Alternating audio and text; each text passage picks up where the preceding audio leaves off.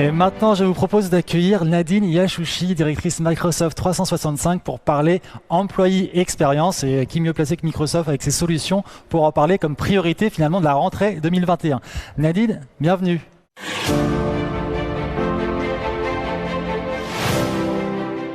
Bonjour Nadine.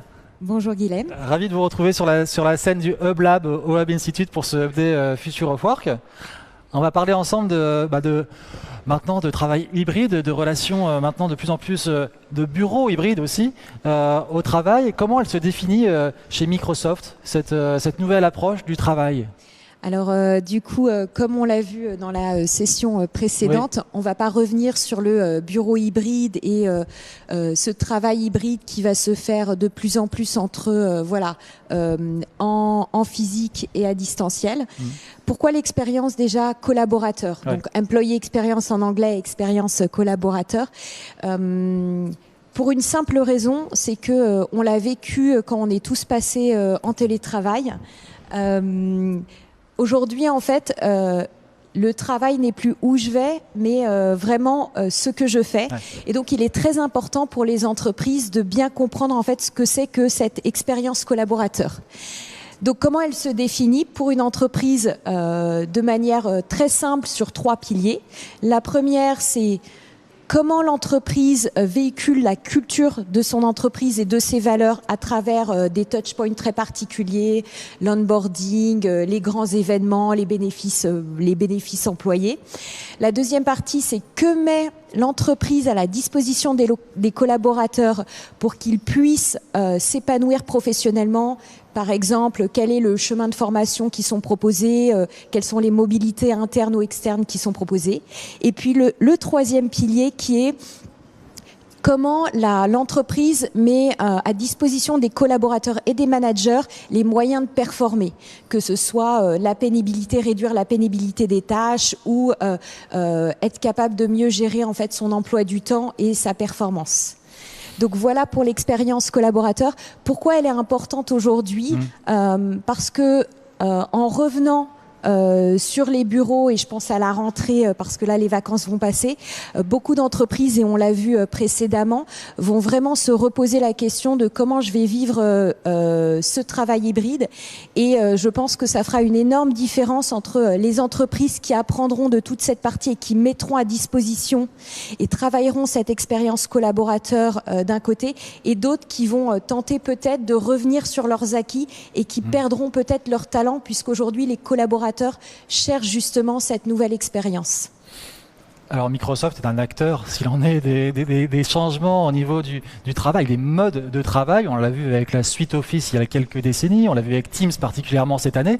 Et maintenant, vous êtes aussi sur une plateforme collaborative, justement, d'expérience collaborateur. Est-ce que vous pouvez nous développer un peu ce que c'est, en quoi ça consiste, les tenants, les aboutissants, s'il vous plaît ? Tout à fait. Donc pour le peu de personnes qui ne connaissent pas encore Teams, donc Teams c'est notre hub à nous, donc un vrai hub, une plateforme collaborative ouverte, évolutive. Je pense que c'est important de le rappeler parce que c'est un vrai écosystème.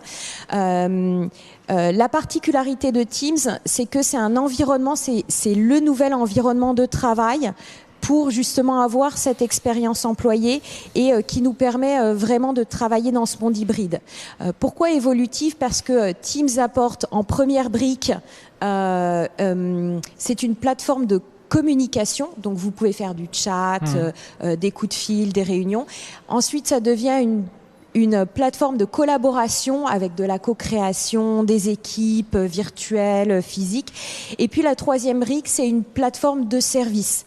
Pourquoi ? Parce qu'il faut imaginer que pour nos entreprises, nos clients et les organisations les plus matures, finalement Teams devient un peu comme un smartphone où la valeur ajoutée n'est plus tant dans les appels ou les SMS qu'on peut s'envoyer, mais vraiment dans toutes les applications qui feront la personnalisation de cette plateforme.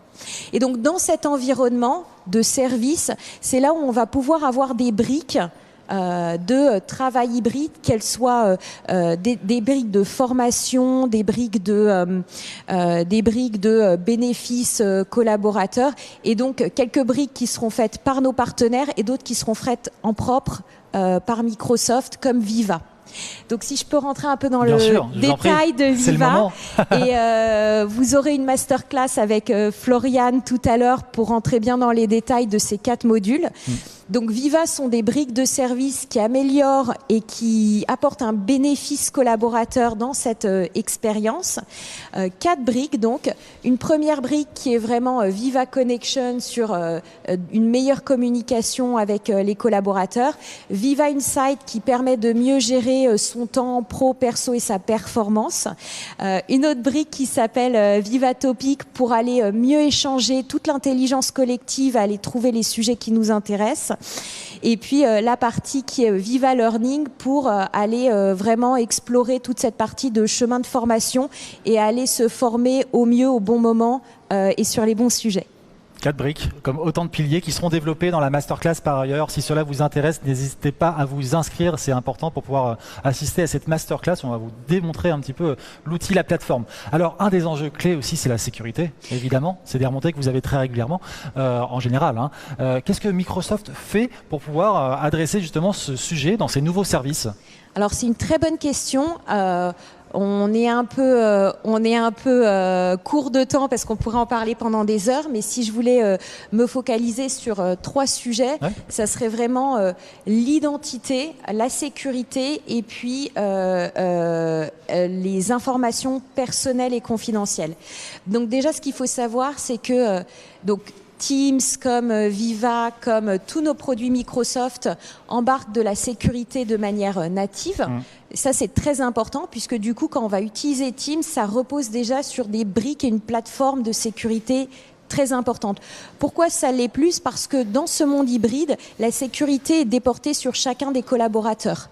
Donc ça va être très important de se dire, il n'y a pas de brique sécuritaire en plus à rajouter parce qu'elle est traitée de manière native.